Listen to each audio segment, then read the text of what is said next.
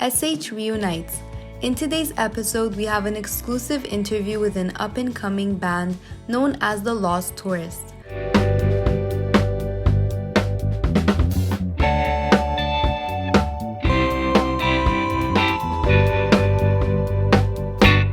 We followed the journey of Serli Aharonian, country Syria. Life there was very difficult. A lot of kids were traumatized. and we look back at one of our very own alumni, Miss Lara Naim. I attended Sourp Hagop from kindergarten all the way to Sec 5. Then I went to Vanier College where I went into a commerce program. I'm Tamar Khishkhishan and you're watching SHTV! Welcome to SHTV. This episode will be focused on our alumni and we will be featuring an interview with the Lost Tourists. But first, let's see the journey of the Syrians in our school. Hi Mia, how are you? I'm good, Rima, and you? I'm good, thank you. Oh look, Serli is coming. Hi, Serli. Hi. Wow, Serli, I can't believe it's been 6 years since you arrived. I'm sure a lot has changed. When I was 8 years old, a war started in my own country, Syria. Life there was very difficult. A lot of kids were traumatized. Every day I had to wake up by thinking that it was my last day on this earth. After 3 years, my father decided that we should leave our own country and immigrate to Canada to have a peaceful life. At first, I was very sad because I didn't want to leave my friends and family. But then I realized that it was the best choice for us. Bonjour à tous, je m'appelle Clément Fion, je suis professeur de français au premier cycle à l'école arménienne Sourp Hagop. J'enseigne ici depuis bientôt 6 ans et j'ai commencé en janvier 2015 comme titulaire de classe d'accueil avec les nouveaux arrivants syriens. Vers 2014, les communautés arméniennes de Syrie commençaient à fuir les conflits pour aller se réfugier dans les communautés qui se trouvaient, notamment celles qui se trouvaient au Liban. Certaines de ces familles ont décidé de venir rejoindre la communauté arménienne au Québec. Et au Québec, les associations et les membres de la communauté se sont organisés pour pouvoir accueillir ces familles. L'école arménienne Sourp Hagop, à ce moment-là, a décidé de faire quelque chose d'exclusif, c'est-à-dire d'ouvrir des classes d'accueil qui dispensaient notamment le programme d'intégration linguistique scolaire et sociale. Donc, bonjour, mon nom est Guillaume Lamontagne. Je suis enseignant ici de français depuis déjà 5 ans. J'ai commencé à enseigner dans les classes d'accueil en 2016, l'année 2016-2017. Et je vous avoue, au départ, je ne connaissais pas vraiment la culture arménienne. J'en connaissais très peu. La seule chose que je savais, c'est qu'il y avait une école sur le bord de l'autoroute, mais ça se résumait à ça.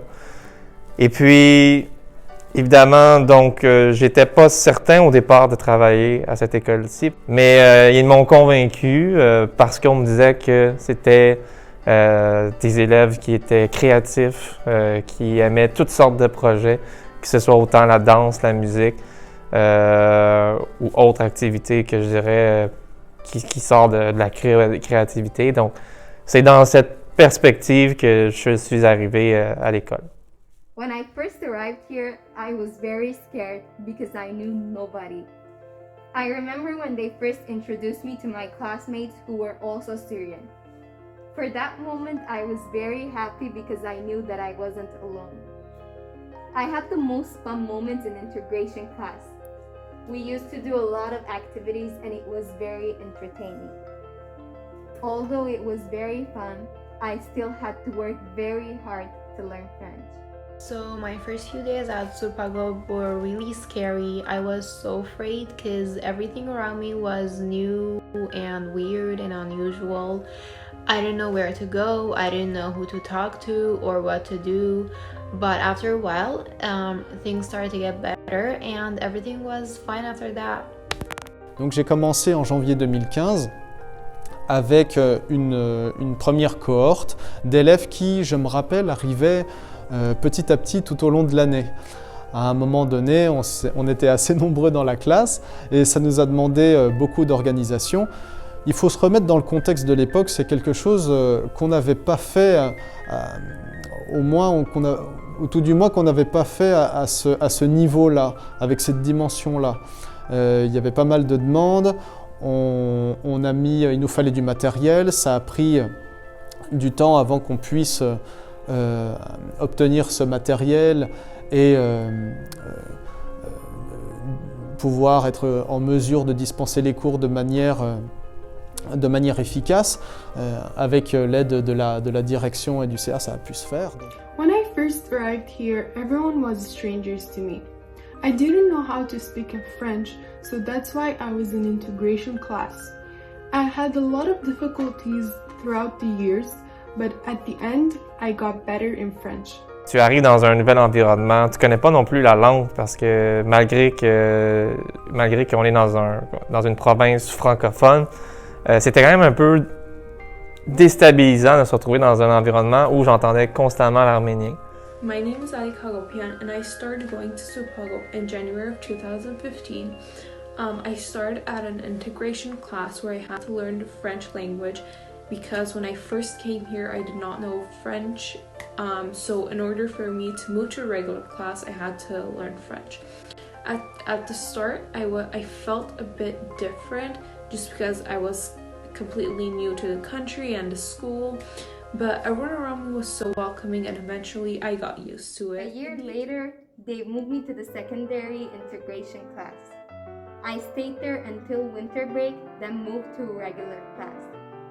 That year was the hardest one. I remember that I had difficulty understanding all the lessons. Everyone around me knew how to speak French and English, except me. I was always thinking that there's no chance that I could ever arrive to their level. It was a very stressful year. I was always comparing myself to other students and I lost my confidence. Une classe d'accueil, ce n'est pas une classe comme les autres. Une classe d'accueil a quelque part deux dimensions. Une dimension éducative, on doit enseigner le français, et une dimension sociale. On doit aider les gens à s'intégrer, à connaître la culture locale et à l'apprivoiser. Dans la classe d'accueil, ce qui était particulièrement plus difficile, c'était de voir les écarts d'âge. Donc, on avait des élèves qui avaient 12 ans, qui venaient juste de terminer leur primaire, arriver au secondaire, alors qu'il y en a d'autres qui étaient sur le point de quitter, qui étaient en 5e secondaire. Et à ce moment-là, bien évidemment, la maturité n'est pas la même. La volonté de travailler, d'avoir des notes satisfaisantes ou de participer n'était pas du tout la même d'un élève à un autre. In the integration class, I did not feel alone just because I knew everyone around me was also going through the same thing. We were all new here, we were all learning French. So I think that really made it easier for me to adjust to the school. Et puis, il y a toutes les difficultés d'intégration qui sont liées à la langue. Quand on arrive et qu'on parle un petit peu français, parce qu'il parlait quand même un petit peu français, il l'avait appris en partie au Liban, il faut se perfectionner pour pouvoir se faire des amis, comprendre les affichages, comprendre les films, comprendre ce que l'on entend et ce que l'on voit à la télévision. Et puis, plus tard, réussir ses diplômes, aller au cégep et trouver un emploi. Donc tout ça, c'est énormément de travail et ça peut occasionner pas mal de stress. Being in the integration class for about a year and a half, I was moved to a regular class and I started my secondary one with complete new people and new classmates. But it was really easy to get used to them just because they were all very nice and friendly and welcoming. But schoolwork got more difficult as I entered a regular class just because I had to catch up on a lot of stuff. During my first year in secondary class, all my teachers really did their best to help me adapt to the new stuff I was learning, and they were also understanding, which I think made me feel more comfortable, and I really appreciated all the help they provided for me. A year later, everything totally changed. I started to work very hard until midnight to master the 2 languages and do my homework. I also regained my confidence and I wasn't nervous anymore. If I needed help, I wasn't scared to go and ask the teachers. From that year on, everything changed to better. Une des choses qui m'a le plus marqué, et encore une fois quand j'y pense, ça me fait encore sourire, c'était un étonnement parce que c'était un choc culturel pour moi. On était à l'amphithéâtre et puis il y avait un événement arménien. Je me souviens plus si c'était en lien avec le génocide ou non, mais à un moment donné, ils ont mis la musique, puis les élèves se sont levés, se sont tenus par le petit doigt et dansaient dans l'amphithéâtre. Donc malgré c'était un peu même difficile parce qu'il y avait des escaliers, puis je trouvais ça assez étonnant comme communauté, comme harmonie dans l'école. Puis ça m'avait fait du bien. C'était un bonheur de voir ça parce que faut pas penser que dans les autres écoles, c'est comme ça. C'est vraiment particulier à l'école arménienne, ça c'est sûr. Overall, my experience at Sourp Hagop was a really unique experience, and I'm really grateful to be a part of this school. Yes, at the beginning everything was very hard and stressful, but I can say that my hard work and the teachers' help led me to my success. Now I'm very happy that I'm here. Now let's introduce the first part of our interview with the lost tourists, featuring Kevork Boyajan, Noah Cohen-Wanis, and Saro Hartunian.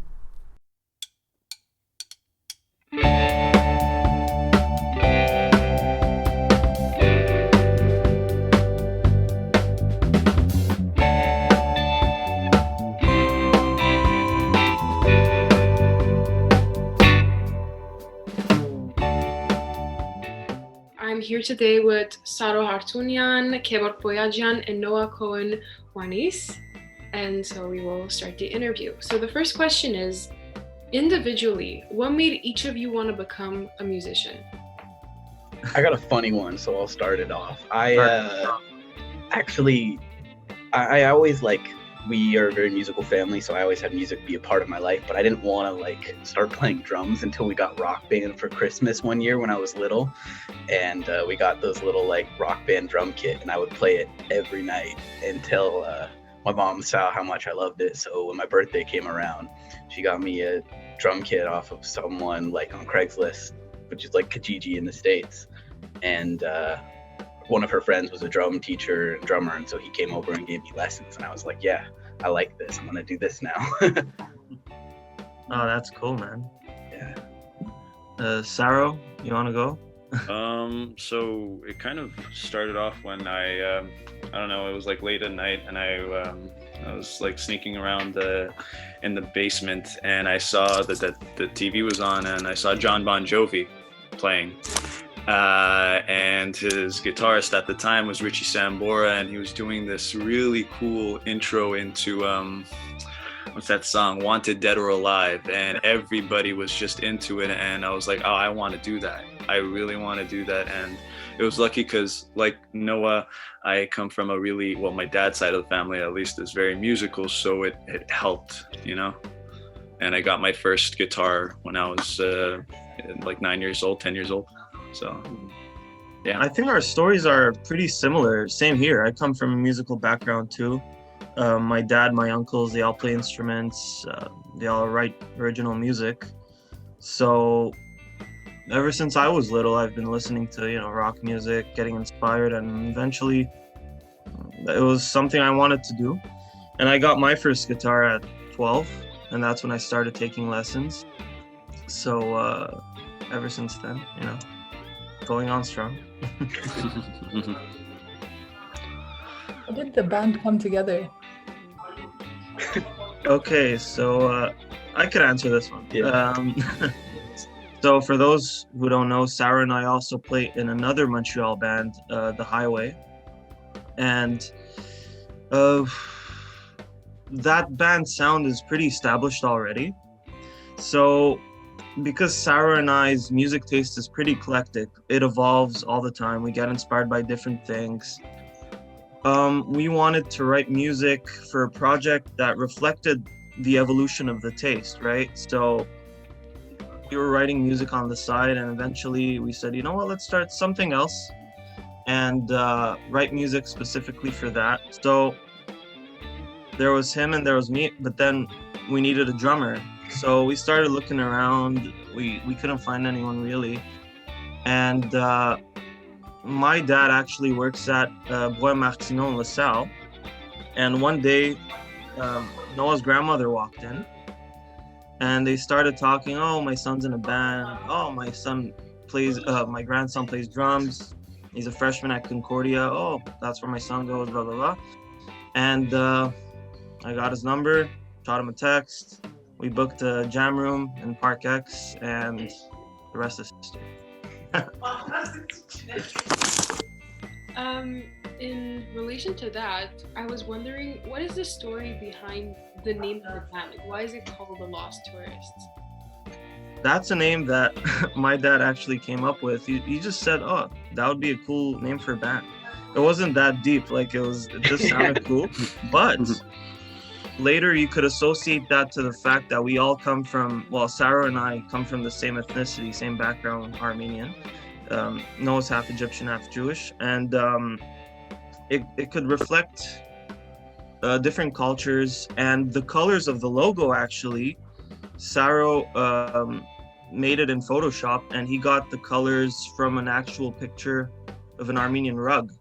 So that dark turquoise, the burgundy, and the beige, that's what that represents. And the design is, I think I came up with the design, like the basic design for the logo, but eventually it became like more squiggly. And you could attribute that to like Aztec, Mayan patterns, or even in Armenian design, there's a lot of square step patterns. Yeah. Step patterns. Step patterns. The Egyptian pyramids. There you go. See, it's all in there.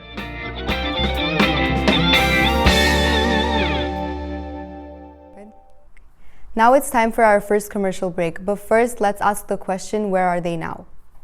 Hi everyone, my name is Arin and I'm a former student at Sourp Hagop. I wanted to share with you guys a small project my brother and I started a few months ago. With everything that happened in Armenia, we wanted to raise money to help our brothers and sisters in need. We contacted many Armenian businesses, and together we were able to design black Artsakh sweatpants with the logo of Mamik Babik and the saying Artsakh is Armenia. Our goal was to sell as many of these pants as possible and to send the total profit directly to Armenia to help the displaced families of Artsakh. Fortunately, with the huge amount of support we received from our friends and especially from our community, we were able to contribute in helping so many children and families in need by providing them many essentials. Thank you to everyone who helped us reach our goal, and don't forget to like, follow, and share. SHTV!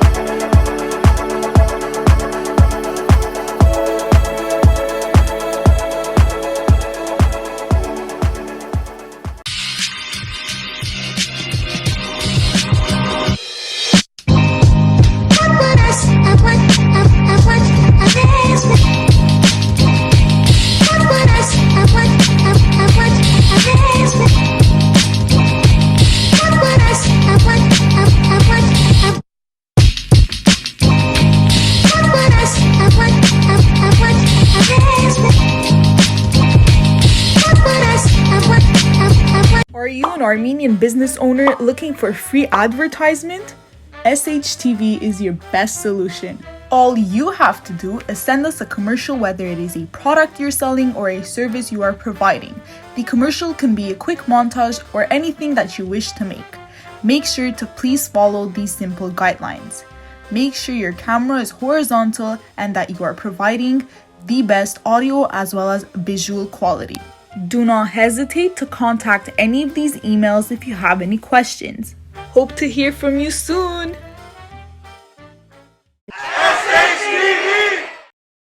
Imanunus Janin Balabaniane. Yev Imanunus Natalie Hayramediane. We both graduated from Sourp Hagop and continued our education at Concordia University, where I graduated in finance. And I graduated in accounting. I currently am pursuing my CPA while working at an accounting firm known as EY.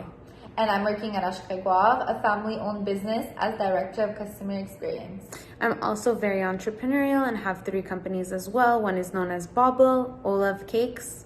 Also, in December 2020, we started a business together called Sageville. Welcome back to SHTV. Here's the second part of our interview with the lost tourists.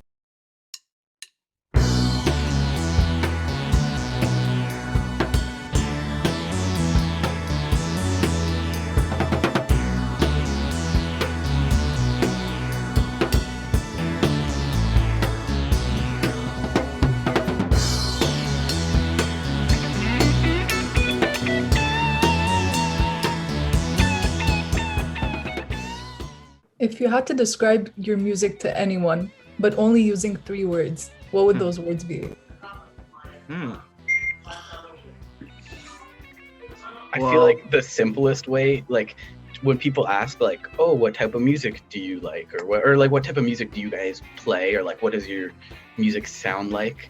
I'll usually tell them a couple bands that I think it sounds like, but when it comes to like genres or whatever, I feel like the vibe we give off is like a funky jazz rock sort of. Like those are, I feel like, our 3 main influences that appear in our sound. But yeah, I mean, I was talking to my friend the other day and that's how he described it, him being an outside perspective.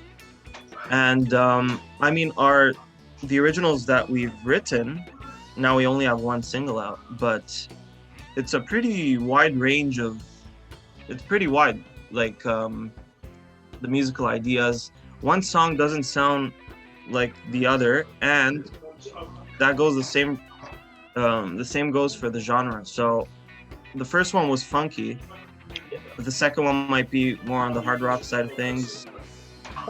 The next one might be more electronic, and so I'd have to say alternative is a good way to describe it.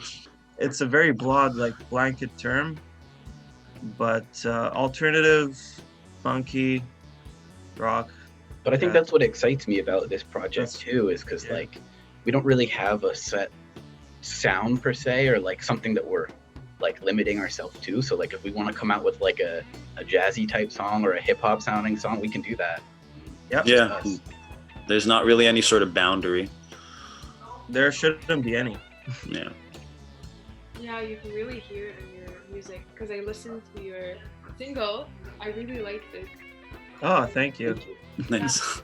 I can hear the like your tones and like everything that you add up, and it's very interesting.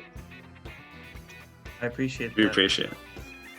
So, has a specific, well, this kind of relates to a little bit to what you said, but has a specific band or artist inspired the Lost Tourists, like music genre or dynamic? There's a lot, yeah. And some of them have inspired us throughout the years, and some of them are stuff we're just listening to now. Yeah. So it's both current and like past influences. Yeah. I mean, a big one has, well, for this song, the first single, Red Hot Chili Peppers, for sure. Whether it's conscious or not, 100%. comes out. And as far as the synthy stuff, like at the end, the stereo phase synths, that say Tame Impala, you could say I was even thinking Duran Duran. It's cool too, because like when I feel like we talk about music and like I feel like we have a collective sort of inspiration we all bring to like like to a song we have like, okay, this song sort of is inspired by all these, but each of our individual parts sort of feel taken from different things. So like when I hear the bass in that song, I hear a little more 80s, a little more funky, but like when I was writing the drum parts, I was thinking a little bit more like Red Hot Chili Peppers or Incubus or like something a little more like modern, I guess. And so like I just feel like the difference between our collective like creativity and our like individual one is just kind of cool, how you can like see the differences in the parts and then the songs as a whole.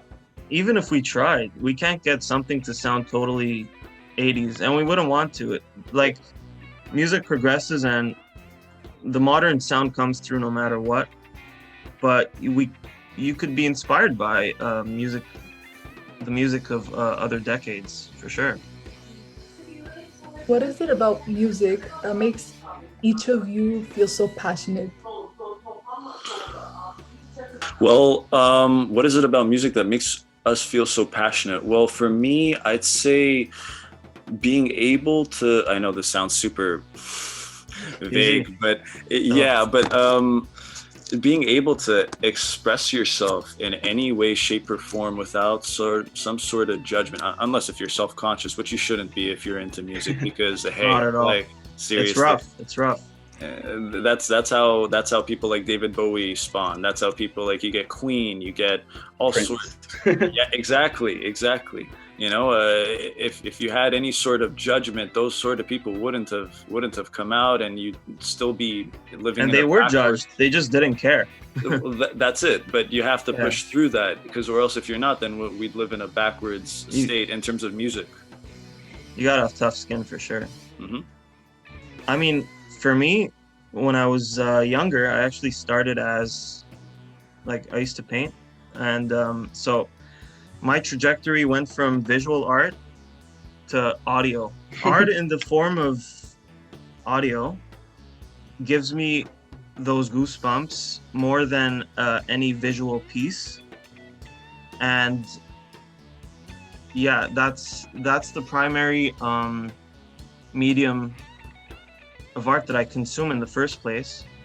No, I feel like I get what you're saying, because when I am on my own, especially like if I'm just alone and I have no plans, my first instinct is to grab a pair of headphones or grab a speaker and listen to music. And so I feel like so many people have that, and since I'm fortunate enough to have the experience and opportunity to create that, like going from just being a listener to a creator is a big transition that creates a lot of like, now you're in the driver's seat. You know? Yeah, exactly, a lot of power and like in a positive, therapeutic, relaxing sort of way.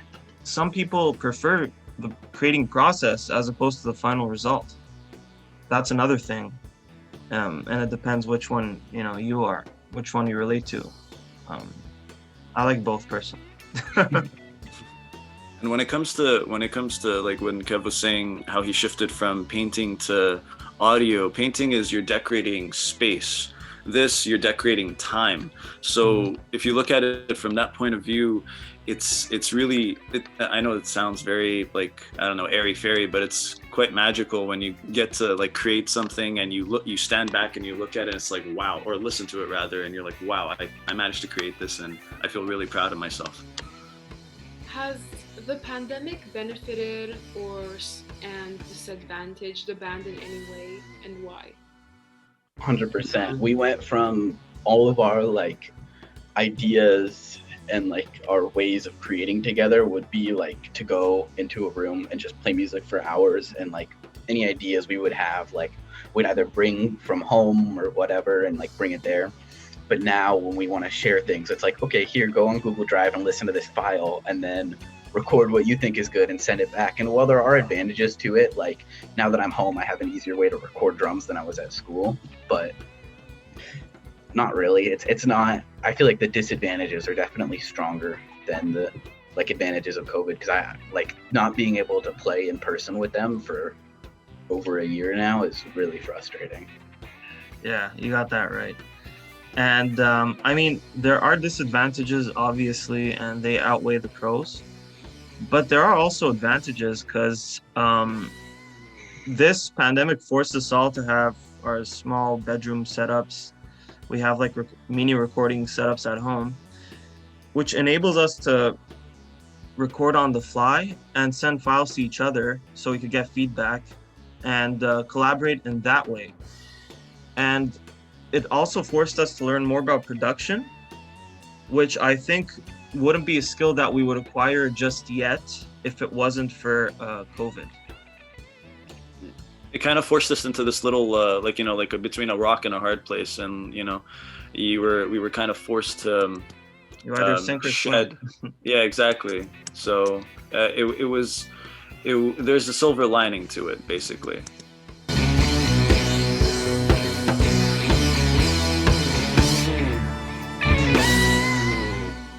Now it's time to share, featuring our former students that now work here.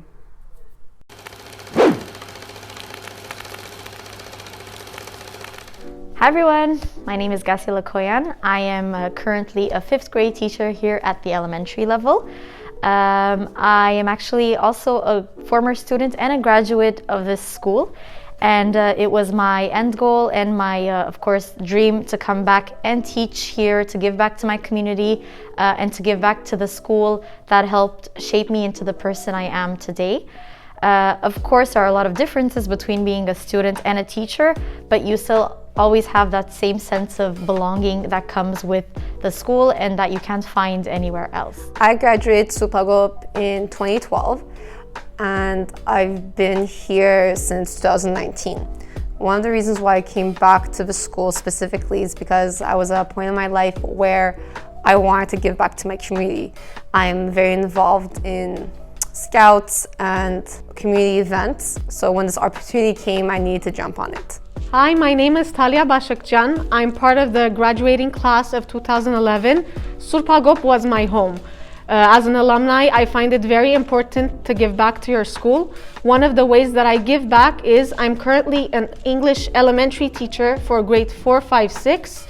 Once I heard about SHTV, I was very excited, and I really can't wait to see what the students come up next. My name is Shant Karabajak, and I'm alumni from the class of 2001. So coming back here this year to teach, almost 20 years after graduation, was an eye-opener. I didn't expect so many changes to happen, everything from the desks to the chairs, to the technology, and to the teachers. Some of them I knew from when I was a student here.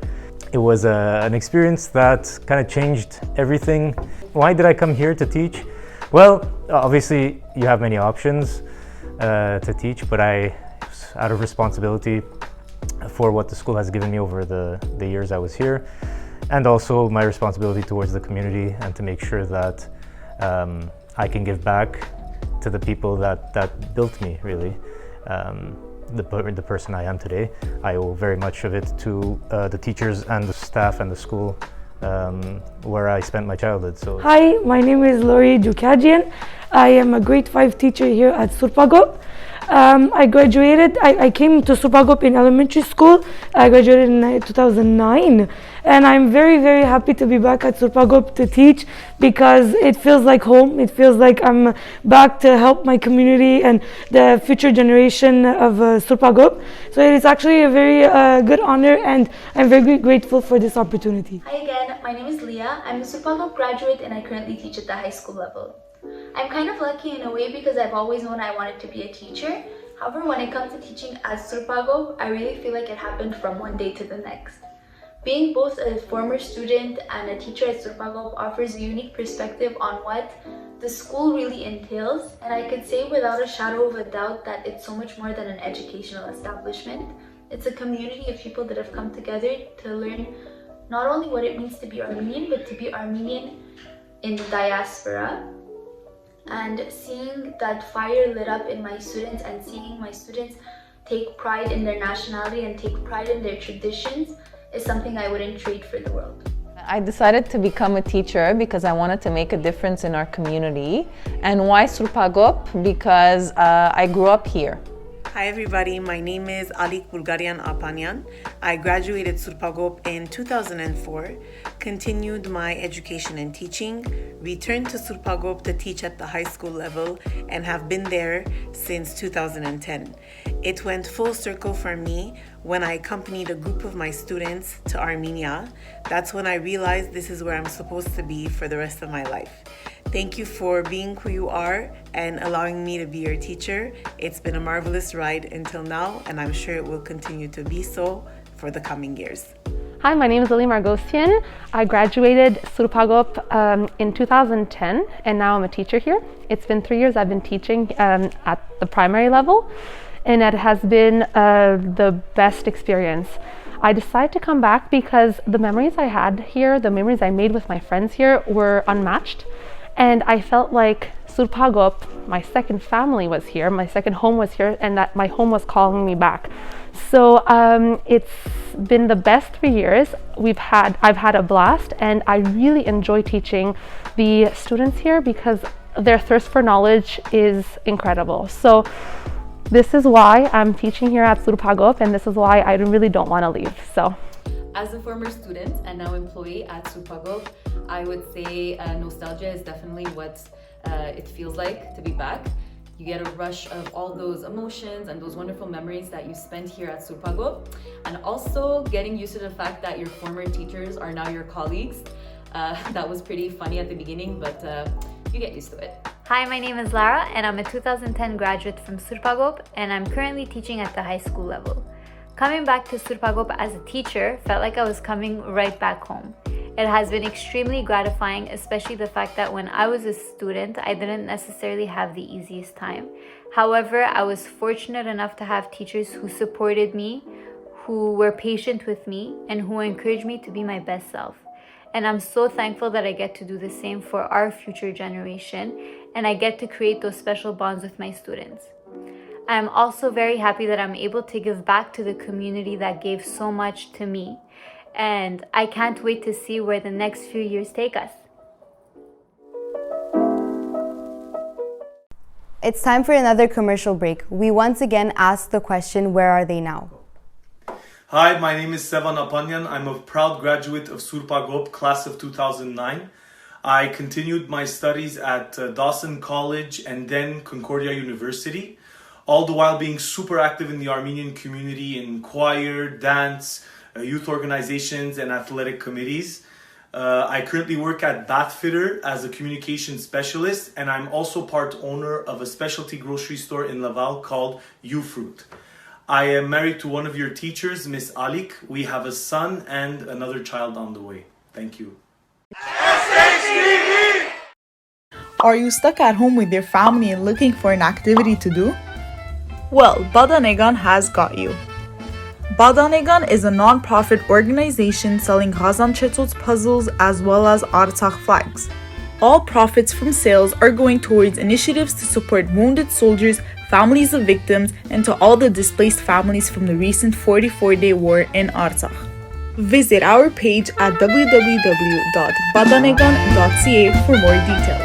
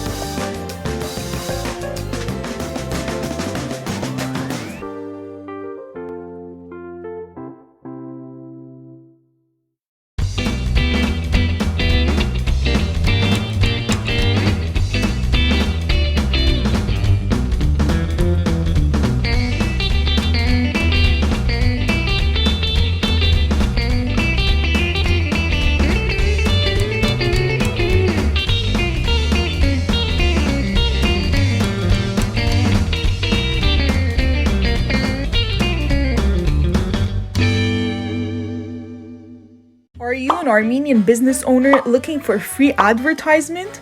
SHTV is your best solution. All you have to do is send us a commercial, whether it is a product you're selling or a service you are providing. The commercial can be a quick montage or anything that you wish to make. Make sure to please follow these simple guidelines. Make sure your camera is horizontal and that you are providing the best audio as well as visual quality. Do not hesitate to contact any of these emails if you have any questions. Hope to hear from you soon!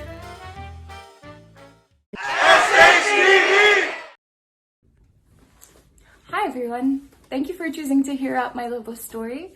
First and foremost, my name is Tamara Balasanyan. I would have graduated Sourp Hagop in 2008. I just left a couple of years earlier to explore another world. I'm currently working as a respiratory therapist in surgery. So basically that means that I help the anesthesiologist put the patient to sleep, make them nice and comfortable so that the surgeon can do his or her job. And I also practice paramedical tattooing, which is basically tattooing people who have some flaws that they want to get rid of, but it's mostly tattooing nipples on breast cancer survivors. Thank you. Have a good day. Welcome back to SHTV. Here's our last part of the interview with the lost tourists.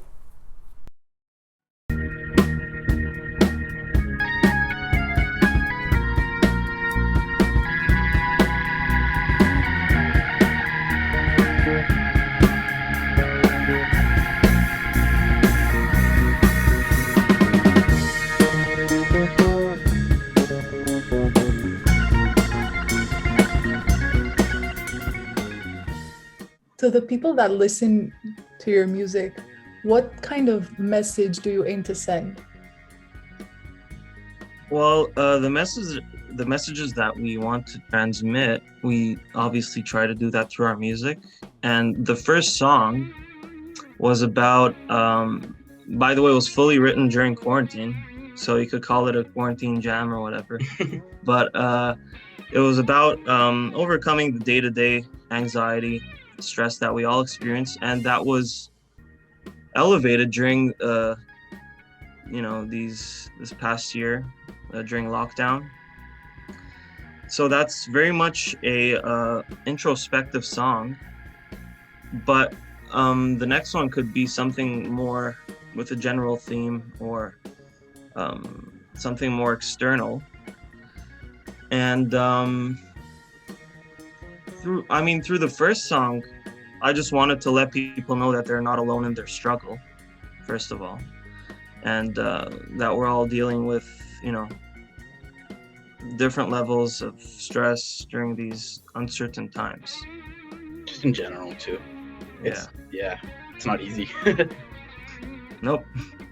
What better way to reach into people when you could write something that relates to them, right? And especially now with lockdown obviously being the biggest issue, writing stuff about that is the easiest, not necessarily because of anything in particular other than, I have to make it back in time home for curfew because it's 8 o'clock. Yikes. Now they just yo-yoed it back to 9:30. Yikes. And then they might put it back down again to 8.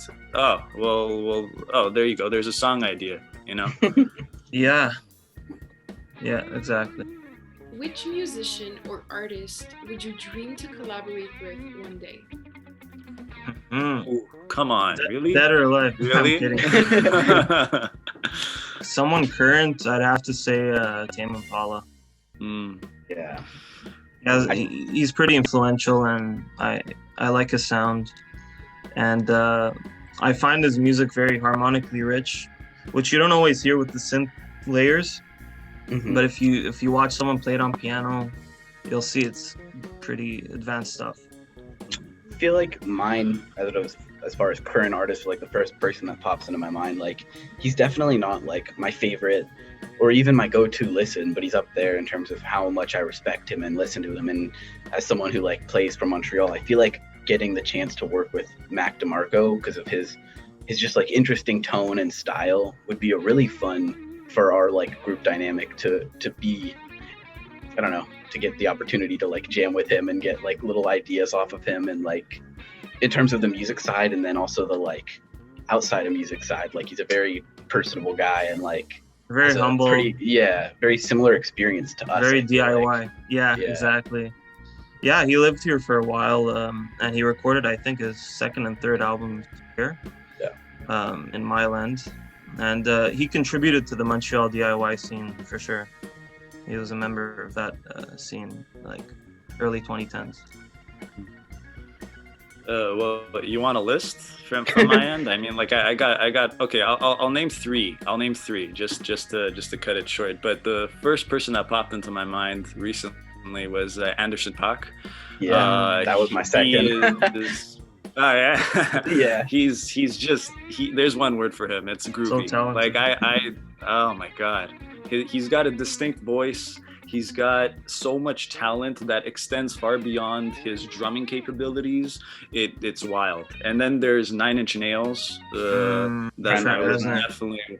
Yeah, he recently won an Academy Award, an Oscar for his songwriting for Soul, the movie. That movie was good. And yeah, it was very good. And just for the heck of it, Red Hot Chili Peppers.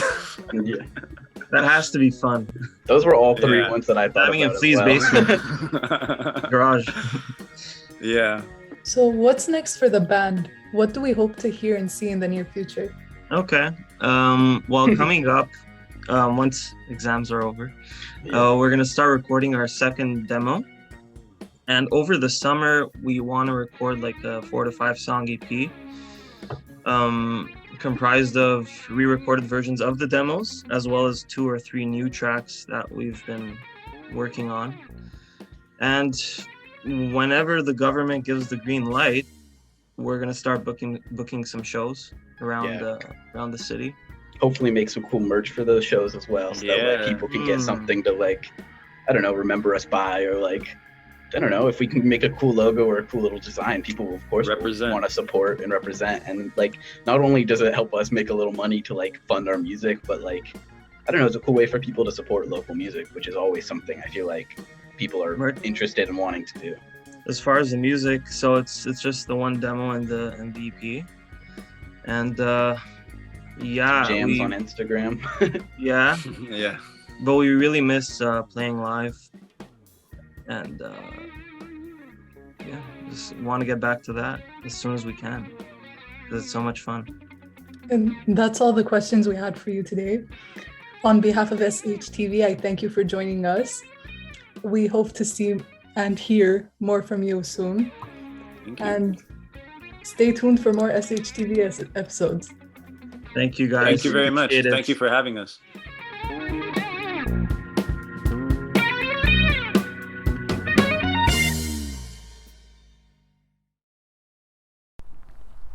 Now let's get to know one of our newest teachers who has also been a student here, Miss Lara Naim. Hi everyone, we would like to introduce to you Miss Lara. Here are some fun facts about Miss Lara for you guys to get to know her even better. I was born in Montreal in 1993, August 6th. So I attended Sourp Hagop from kindergarten all the way to Sec 5. Then I went to Vanier College, where I went into the commerce program. Then I went to Concordia, did business for a few years, and then switched to art education. I would say my favorite thing to do while I was growing up was to spend time with my siblings, but mainly to make fun of my younger sister. So my favorite food really depends on my mood. I could either go for Armenian food, I could go for Italian, pasta, Chinese, but if I really have to choose one, I would go with pasta every day. Now we're going to ask Miss Lara a few career questions to know what steps she's going to take next. So being a first year teacher has its challenges, like any other job you're going to start. I would say, obviously, you want to be prepared, you want to bond with the students, you want to make sure you get along with the staff. So taking all that into consideration, in the school I'm working at now at Sourp Hagop, I find the transition has been super easy. The teachers have been there for me, the students have been great, and the principal too. So like I find it's been a very easy transition, and so far I love it. So right now I'm replacing another teacher, so I'm teaching English, ECR, drama, and entrepreneuriat. If I had to choose any other subject that I would want to teach, it would be art. There are many things I love about the students, but one of the main ones I would say is the fact that they're hilarious.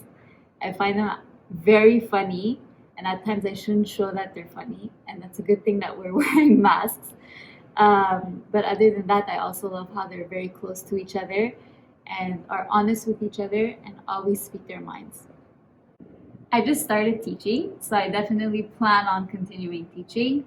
Yeah, I would say yes. I think Miss Lara is an amazing teacher because she knows how to deal with students and interact with them since she's been in their position. Hi, okay, so I think that Miss Lara is a great teacher. She's very friendly and she tries to make the class very fun and not make it boring. So my opinion of Miss Lara is that she's very sweet, she's very calm, and she's very pretty. I love how Miss Lara really cares for her students and really believes in them, because without her support, we wouldn't be able to do the projects that we've done. Miss Lara, as you may know, has been a student here at Sourp Hagop. She's a graduate. She's been my student, a very good one at that. And now she's my colleague, which makes me very proud. And I know that she will be a very, very good teacher as she was a student. I think that's amazing that alumni students are coming back and teaching and giving back to the community and to the kids how other teachers did it to them. After interviewing these students, we've realized that we aren't the only ones that think this way about Miss Lara. She is overall a very liked teacher and she clearly knows how to communicate with students given the results. For the few months that we've had her as our history teacher, she made our class really fun and made everyone very enthusiastic.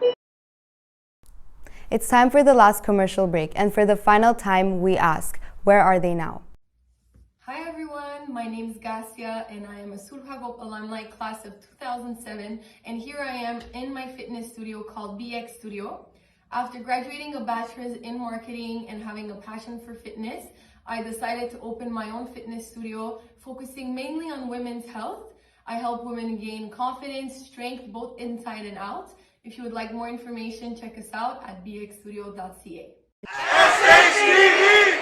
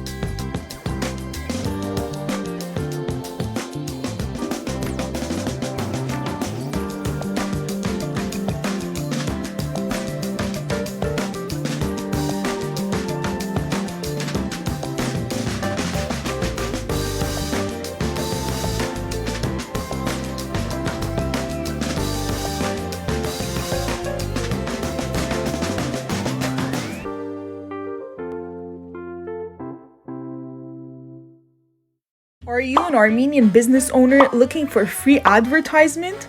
SHTV is your best solution. All you have to do is send us a commercial, whether it is a product you're selling or a service you are providing. The commercial can be a quick montage or anything that you wish to make. Make sure to please follow these simple guidelines. Make sure your camera is horizontal and that you are providing the best audio as well as visual quality. Do not hesitate to contact any of these emails if you have any questions. Hope to hear from you soon!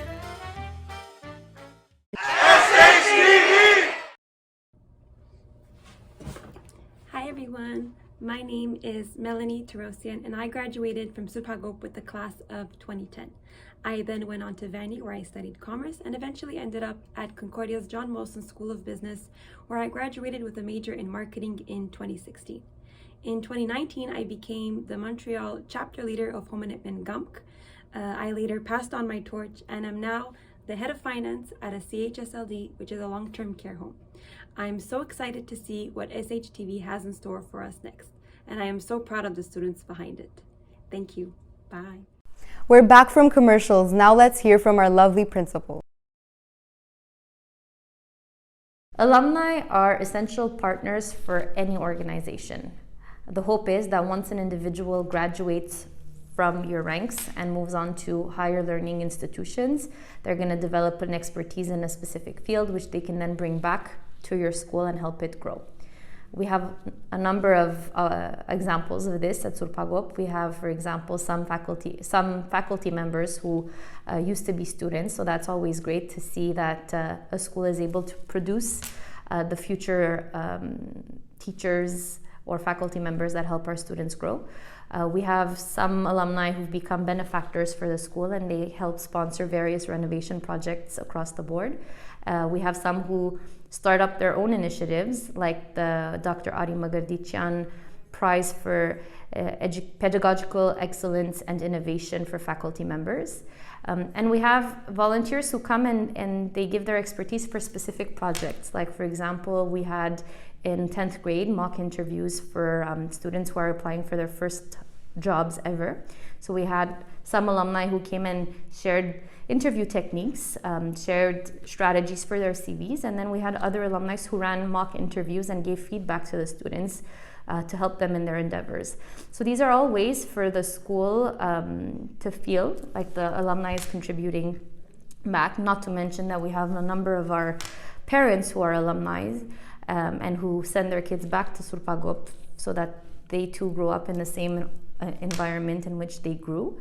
But for Sourp Hagop, I would say the alumni is that much more important because it is a link to the community.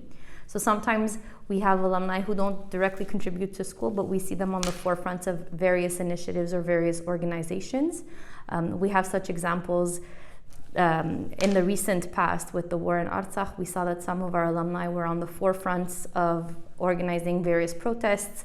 They were also campaigning for fundraisers left and right. Some of them post-war dropped everything. They went and they helped displaced families. They basically showed that the school has been able to accomplish its mission that goes beyond the Quebec education program. It's to make our students who grew up in Canada feel like they have a very strong Armenian identity. And so it's, I started by saying they're essential partners in our school. It is the beauty, it is what binds us together, and we are so lucky to have our alumni around us. We were overwhelmed by the support shown for the Minecraft footage, so now let's hear from the creators.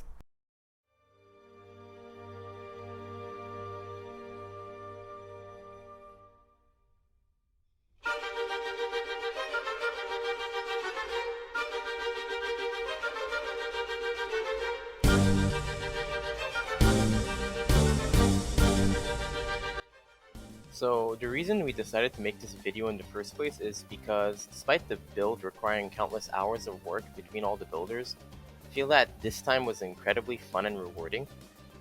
During the pandemic, many people felt very isolated from their friends and were generally lonely. However, we took the opportunity to spend more time online together and build the school. Personally, building the school was one of the most fun times I've ever had with my friends, despite it being virtually. We wanted to document the build in order to remind us of that period, and even though it happened fairly recently, I find myself feeling nostalgia every time I watch the video. We chose to create it through Minecraft because Minecraft has been a game for a lot of us that was always there when we were growing up, and when the pandemic started, we consistently played it, and one day we chose to build the school in it.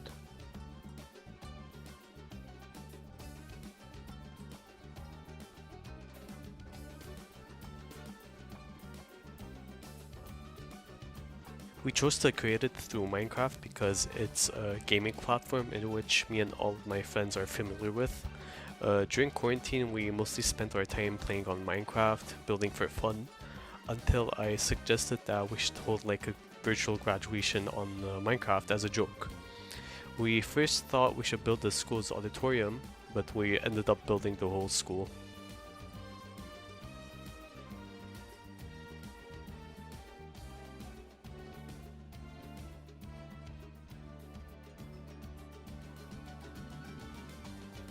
We got help from our friends that are practically math wizards to calculate the dimensions of the school into the game, and asked some of our friends who attend Sourp Hagop presently to take pictures of the classes, the gymnasium, the amphitheater, and more.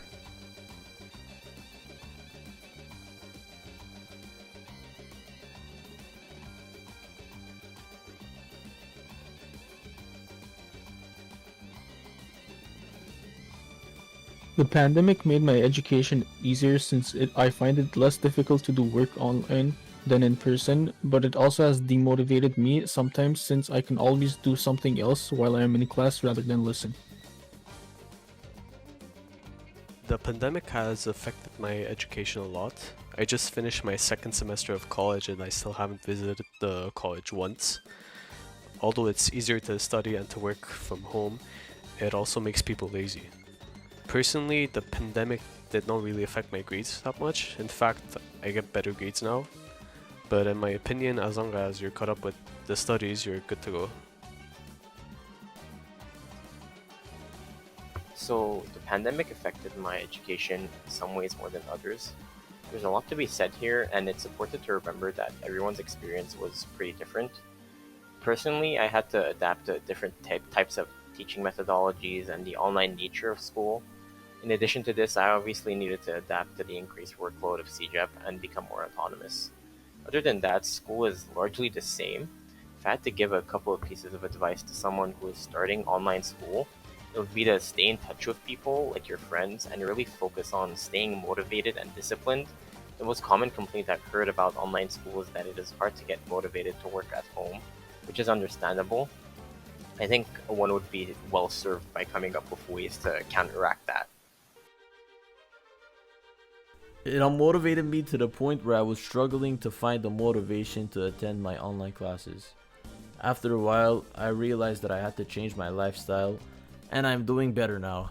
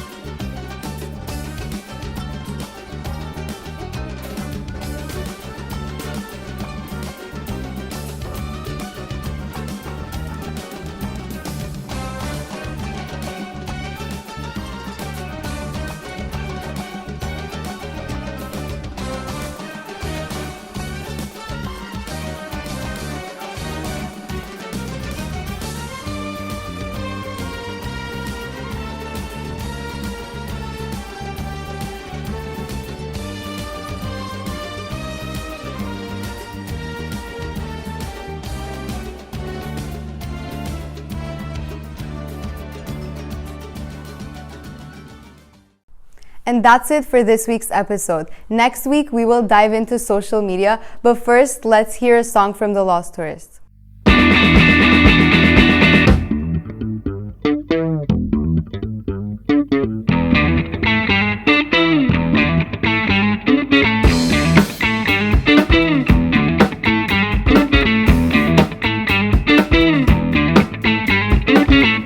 Catch a break and this now be over.